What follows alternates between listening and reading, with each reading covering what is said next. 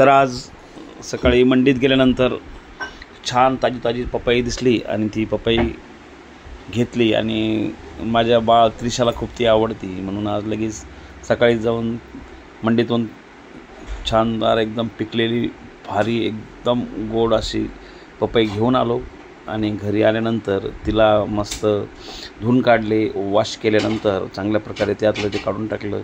हालाकी पाहिजे तशी ती जेव्हा कापली तेव्हा दिसली नाही, पण जेव्हा मी तिचं सगळं बारीक बारीक खापा केल्या, त्या खापा केल्यानंतर त्याच्या पुन्हा दोन दोन करायचा प्रयत्न केला, म्हणजे पूर्णपणे खापा करून घेतल्या.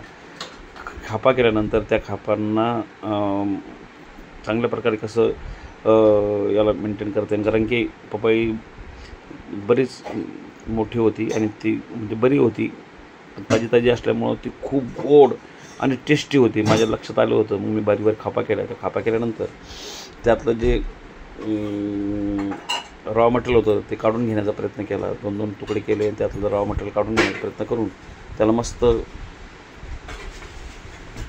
सुंदर असं दोन दोन खापात केल्या आणि त्याचं ते सगळं मटेरियल शिलून घेतलं. जे मटेरियल शिलताना थोडंसं ते अवघड जात होतं, परंतु ते चांगली प्रॅक्टिस असल्यामुळं मी त्याला एकदम चांगल्या प्रकारे साफ करून एकदम व्यवस्थित करायचा प्रयत्न केला आणि ते एकदम शानदार झालं. त्यामुळं ती पपई इतकी सुंदर दिसली आणि इतका म्हणजे तुम्ही जर एखादी गोष्ट चांगल्या प्रकारची करून जर कधी तिला व्यवस्थित ठेवलं तर नक्कीच ते तुम्हाला व्यवस्थित दिसेल.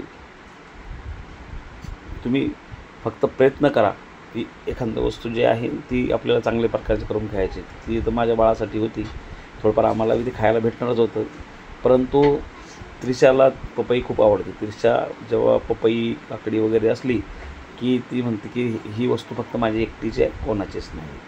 त्यामुळं इथं कुठल्या प्रकारचा कॉम्प्रोमाइज नाही. आमची त्रिशा इतकी सुंदर आणि इतकी गोड बोलती, तिच्यामध्ये इतकी क्वालिटी आहे की त्या क्वालिटीमुळं ती कोणाचं बी मन सहज जिंकून घेऊ शकते. ती कोणाची बी लगेच मित्र होऊन जाते आणि कोणासोबत बी तिला जुळण्यासाठी जास्त वेळ लागत नाही.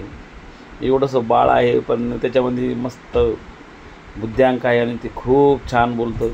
त्या बोलल्यामुळं त्याला पपई त्याच्यासमोर केलं तर ती म्हटू लागली, पप्पा मला ही सगळं पपई खूप छान आवडती आणि तुम्ही किती छान बनवताय, किती मस्त त्याच्यावर सगळं ते रॉ मटेरियल काढून टाकताय आणि नुसतं खाण्याचं बनवून देत आहे. मला खूप आवडलं आणि बारीक बारीक जे तुकडे करून तुम्ही ज्या पद्धतीनं त्यात ठेवले तर ते छान वाटतं पप्पा.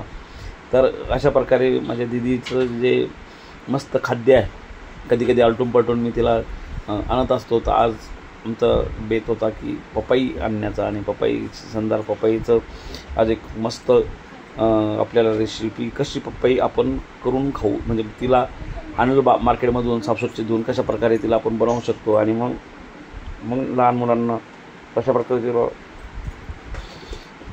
संपूर्ण कंप्लीट करून कसं खायला देऊ शकतो.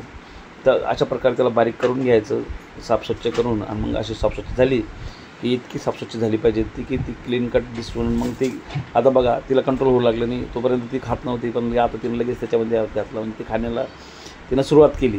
की जेव्हा तिला साफस्वच्छ करून व्यवस्थित बनवून ठेवलं मी, तर तेव्हा ती खायला लागली आणि तिनं एकदम खुश झाली. आणि नंतर मग ती तिच्या आवाजामध्ये गाणंही म्हणायला लागली आणि मस्त या मग पपई खायला वगैरे अशा प्रकारे तिचं सुंदर गाणं म्हटलं. आणि माझ्या पप्पाने पपई आणली, इथे बोल बी भारी तिनं तयार केले की हे अतिशय आनंदाचा क्षण आम्हाला वाटला की माझं बाळ किती हुशार आहे आणि ती किती चांगल्या पद्धतीनं आम्हाला बोलून दाखवतं. तिच्या बोलण्यात कशी जादू आहे. माझं बाळ खूप सुंदर आहे आणि सुंदर बाळ अतिशय प्रेमळ बोलतं आणि एका शब्दात माझं मन जिंकून घेतं. एक पेव माझी अशी ही परी आहे की त्या परीमुळं मला अतिशय आनंद भेटतो की माझ्या छोट्याशा परीनं मला जीवन जगण्याची कला काय ती शिकवलेली आहे.